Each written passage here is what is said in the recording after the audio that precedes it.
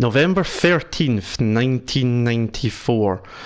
The F1 World Championship comes down to the final race at Adelaide in Australia. Damon Hill has a chance to take the victory for Williams, but he's up against a long-time championship leader in Michael Schumacher. It comes down to one infamous incident during halfway distance after Schumacher hits the wall and Hill tries to make a move up the inside and ends up with damaged suspension as Schumacher comes across two wheels up in the air and into the wall. The German is crowned champion for the first of 7 times. But where did it all start for the German? Well, maybe not all start, but we know of some of his cars from previous years. But what were one of the lesser known ones? Well, that's what we're looking at today. My name's Andy, welcome back to the channel. Sorry for such a long delay. To be completely honest, I lost motivation to do videos. I'm not going to put out content I'm not happy with. I just didn't feel like it, basically. And I'm quite a perfectionist in that sense, so apologies for the long delay. I'm back at least for a video. This might not be the continuation, it might just be a bit sporadic, but hey, I thought I'd give it a go anyway, because by the time you watch this video, 25 years ago, as I say, Schumacher won his first of 7 World Formula 1 Championships. Now, a lot of people know he done F3, Formula 3, went to Macau. He was in the Mercedes Junior team, which had the Group C Sauber Mercedes through the World Endurance Championship back in the late 80s and early 90s. Well, what a lot of people don't realise is that the car you're looking at just now, the Mercedes-Benz E190 2.5 litre 16 Evolution 2 DTM car, was actually a Schumacher car. Maybe not this particular one, obviously, but in the absence of me being a console pleb and therefore not having the likes of R-Factor and a ton of mods to take the B194 Benetton around Adelaide again, I thought I'd look at something a bit different. This car was driven by Schumacher 5 times in the 1990 and 1991 season, albeit to no success. There was no podiums, no pole positions, no fastest laps, no wins, no nothing. I can't even find his best results. It just shows you.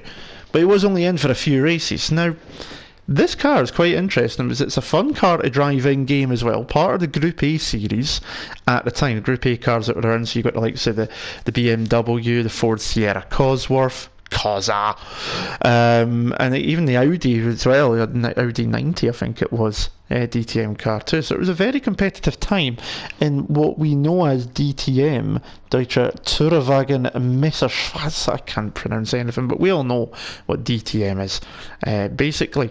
And this car's fun to drive, 350 horsepower, a bit more than what I anticipated as well, as you'll find out when I do the hot lap.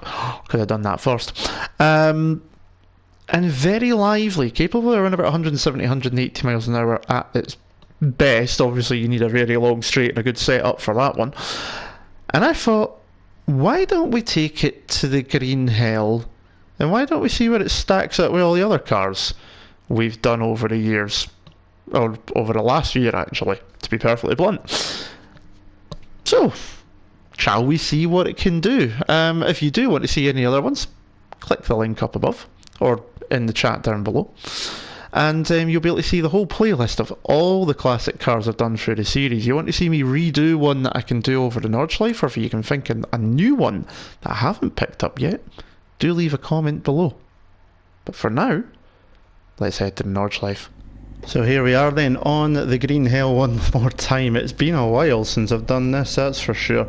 At least 4 months I would say since I've driven around this nightmare of a track. As you can see, and as mentioned, of course, we are in the lovely Mercedes-Benz E190 DTM car from the early 1990s. I like this car quite a lot, to be perfectly honest with you as well. It's a car I feel very comfortable in, shall we say. So let's get underway and see what we can do lap time wise. It's obviously not going to be the quickest lap time in the world. It's a touring car, it's not a prototype, it's not a single seater, but we'll see what we can do anyway. So up towards the line we go to start the lap. Just missing the lockups there, just inwards, a little bit on the way in. Now down the hill we head. This was quite a dominant car in DTM. It used to win quite often, but Schumacher himself just... Well, he had nothing special in this. He only done, as I say earlier, a handful of races, 5 in total. One in 1990 and 4 towards the end of the 91 season. Well, I get that bit all wrong there.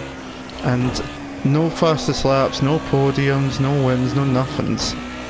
Really, can't even find details of what was his best result either. I've been struggling to find it before recording this part of the video, but coming up towards the Flugplatz for the first time in a while, over the crest, and it's going to get a dab of brakes just to get the nose pointed on the way in and floor it on the way out, and now we've got a bit of a long run before the next corner. But it's a car people forget about when they talk about Schumacher, you know. Obviously they remember the Benetton that he won the championship in 25 years ago, on the day that this video is released, which is 1994, and we remember obviously the Ferraris that he won his 5 of his 7 championships in.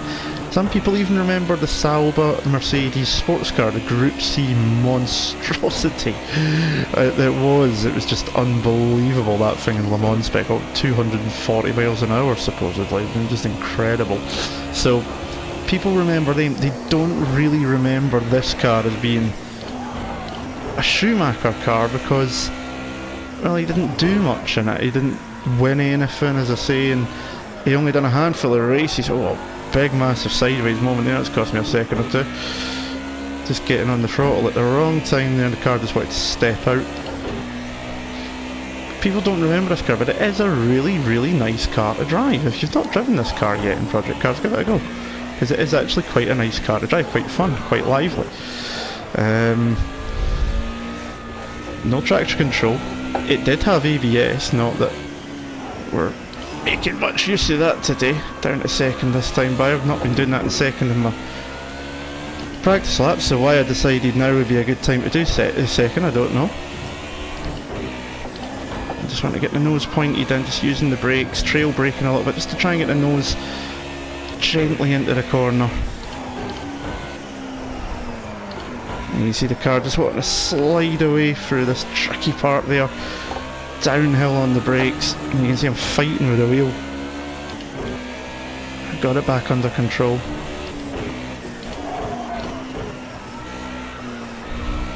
And here we go up towards the uphill section, Bergwick. Late Nicky Lauda had that accident in 76, but as I say, if you've not driven this car, give it a go, because it is really nice. The DTM car is actually really good to drive. If you've got one of the expansion packs for Project Cars, you can also get the Audi that was in DTM at the time as well. That was a flame spitter, if I remember correctly, as well. So really fun. But we remember, obviously, as I say, it's Schumacher we're remembering. Obviously he had his 50th birthday earlier on this year as well. We don't know too much about the great man's condition after his skiing accident many years ago. I think it was 2013, 2014 if I remember correctly. Supposedly he is recovering well, still struggling with communication, but again, these are all unfounded reports. But love him or hate him, I've said it before, and I've said it in the Ferrari video as well, and I've taken his F2004 car and that around here, and in F1 2019-2018 games. He's still a legend in the sport. I mean, you don't win 7 without doing something right. Whether you've got the team, you know, the right team, right place, everybody's right team, right place at some point. I mean, Fangio won 5 championships for 4 different teams, but that was because he wanted to be at the right team at the right time. He wanted to have the best chance of winning with whoever he was with, so he was happily move around Maserati, Ferrari, Mercedes, etc. to get the car he felt was going to give him the race wins and to give him the championships. So you can't blame Schumacher really in that sense, as much as in the early mid 2000s I was cursing that scarlet red car because I was wanting someone else to win, usually the Williams, with a soft spot, sometimes McLaren as well. I just wanted someone different to win other than scarlet red, but did what he could, just getting sideways going through this tricky section here.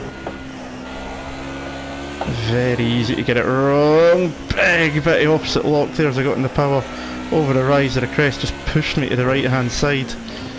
Let's take it easy through here, get in the power, use the curb on the exit. Didn't mean to stay in third gear that long. Just got to take it easy.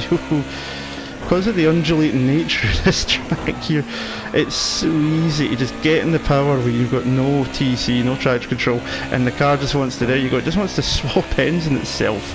It's just incredible that despite, I'm getting the brakes there before, the jump, oh Jesus, despite the fact that it's obviously not the most powerful car in the world, only around about 250-300 horsepower as I said in the introduction, it'll still bite you if you're not careful. We pick up a slight invalidation there, but I'm not really going to give a damn about that.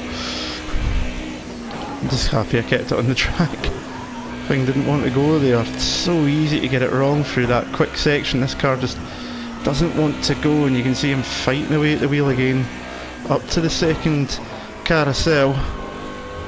Easy in the way in, and again just back end going on me on the way out there.